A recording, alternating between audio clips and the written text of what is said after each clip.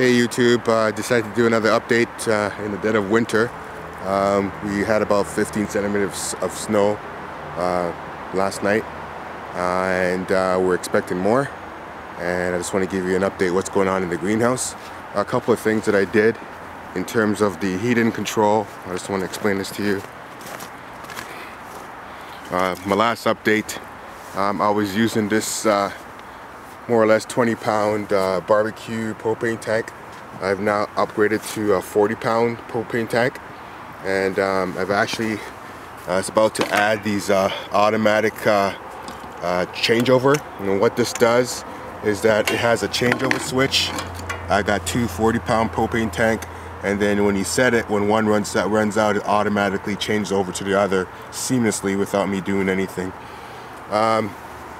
So right now, with a 40-pound propane tank, I'm running about a week and a couple of days.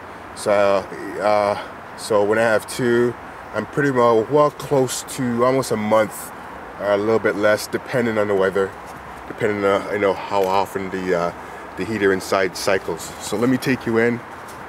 It's cold. It's winter. Hey, that's what it's like here. So let me show you what it's like in the greenhouse. So here's a picture inside the greenhouse. As you can see, everything is green, everything is lush, no changes. A couple of things. I just want to give you some progress update with some of the plants. If you remember, this is my mango tree. If you watched my first video, it was very small. Now it's getting very tall and it's starting to blossom.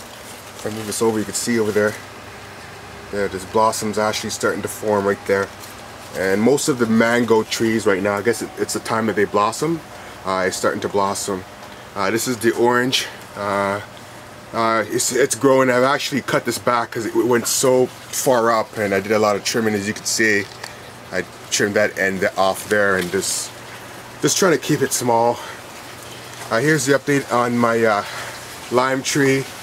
I get limes on this every day. I just did a quick harvest with all the limes, and it's still producing more, as you can see. You see a snapshot there, yeah. And every day I get limes off with. I'm pretty happy with this tree. This one here is actually a lemon tree. I haven't gotten any lemons off it yet, but it's done a lot of growth, so I'm hoping that it will start to blossom very, very soon.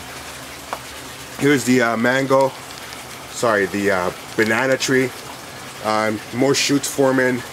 It's growing. I cut back the leaves a lot to keep it under control. It's not fruiting. I probably don't think it's going to fruit till it's the spring. I could be wrong, but we'll see. Here's the update on the actual guava. It looks like it's going to flower, but we'll have to see. Here's the actual. This is the actual papaya. I haven't been having much luck with papaya. I had an infestation of white flies, and it just really killed all the leaves. So it looks like it's starting to spring back up. So that's going on with the papaya. This is the other mango tree. As you can see here, it's starting to blossom. This one is starting to blossom. I'm not quite sure if I have to pollinate this or is it self-pollinating. Anyone knows about mango trees, let me know. Maybe you have to do something differently to make sure that I get mangoes off this. I added this tree. This is an actual grapefruit. Pomelo, I believe it's called. I don't know if you see that there. Yeah. But anyhow, it's an actual grapefruit. It's doing well. This should start blossoming probably about next week sometime. We'll see. And what else? Oh, the tilapia, they're doing well. Maybe I could show you. A lot of babies. And actually, let me see if I could actually feed them and show you that they're actually doing quite well. So let's see what's up. It's about their feeding time now, and so I'm feeding them pellets, and I mix it with some kind of form of vegetation. Again, I have a lot of baby tilapias in there as well. I'll be harvesting a lot more in the next couple of weeks. I'll probably do that, show you how we cook them up. But they're doing well. The fish are happy. So let's go up and take a look at the aquaponics up here. I wanted to show you something. I had a real problem with an infestation of actually whiteflies, and I sprayed it with liquid soap, and it kind of burned off these leaves. You know, it's the same time last week this was all green and lush. So, but you know, these leaves were half dead anyhow from the whiteflies because, you know, they just suck the nutrients out of it. But you know, I'm still getting tomatoes, as you can see here. Tomatoes has to stop. This thing really produces well. I'm sorry I probably did too strong of a solution of the soap, but I see new shoots here that's forming, so I think it's going to be okay. I think it's going to be fine. Next time I have a problem with the whiteflies, I use not such a strong solution or a soap mix. I don't think I have the ratio mixed properly. You can see here still more tomatoes here. I cleared up most of the bed because the tomatoes were just shadowing everything, and I left in the strawberries. I harvested all the peppers and I cut it back to start it over again, and it's starting to form. So it's doing well. Over here, this is the actual peppers. So if you can see here, maybe if I can work my way on this side, this was the peppers that I have in the actual ground, and then back there is the ones that I have in the aquaponics system. Now what happened here, if you saw my video from a couple of weeks ago, this was all lush. The infestation got so bad, I actually cut all the vegetation off and I sprayed it with the soap. I think the whiteflies are pretty well gone. I tried this, and everybody uses this yellow sticky pad, and it works, but when the infestation gets really bad, it's really no use. You're gonna have to spray it, and unfortunately when you do that and you don't have the solution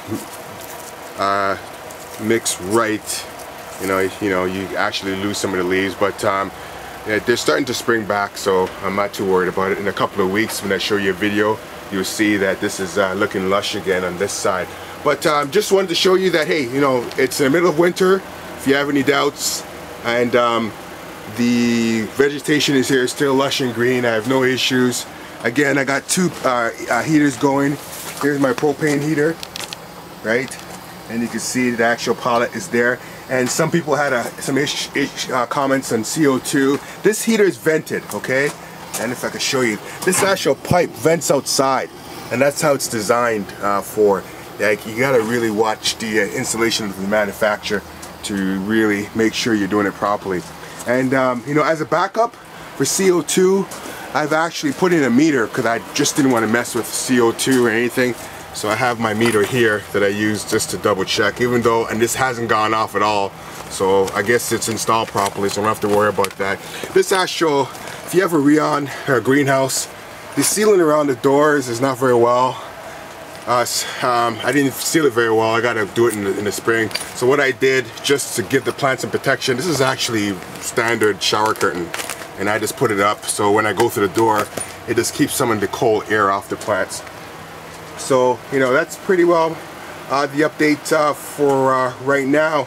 And yeah, it's in the dead of winter. As you can see, everything is all white. So anyhow, talk to you later. Bye.